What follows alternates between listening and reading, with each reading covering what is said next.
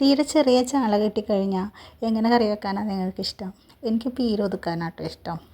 അപ്പോൾ കുറച്ച് ചെറിയ ചാള കിട്ടിക്കഴിഞ്ഞപ്പോൾ പീര ഒതുക്കാമെന്ന് കരുതി ചാളയെല്ലാം ക്ലീൻ ചെയ്ത് കുടംപുളിയൊക്കെ ഇട്ട് വറ്റിക്കാനായിട്ട് വെച്ചു. അതിൽ പീരയ്ക്ക് വേണ്ടിയിട്ടുള്ള സാധനങ്ങളെല്ലാം ഒരു മിക്സിയുടെ ജാറിലിട്ടിട്ട് തേങ്ങയും ഉള്ളിയും പച്ചമുളകും വെളുത്തുള്ളി എല്ലാം കൂടി ഇട്ടിട്ട് കുറച്ച് മഞ്ഞൾപ്പൊടിയും മുളക് പൊടിയും ഉപ്പും കൂടി ഇട്ട് ആ പീര നമ്മൾ ഒതുക്കിയെടുക്കും.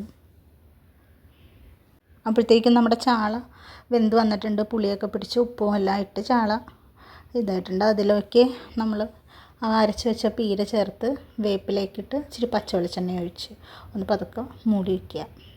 വെട്ടി കഴിയുമ്പോൾ വെള്ളമൊക്കെ വറ്റി നല്ല സെറ്റാവും. നല്ല ടേസ്റ്റാട്ടോ.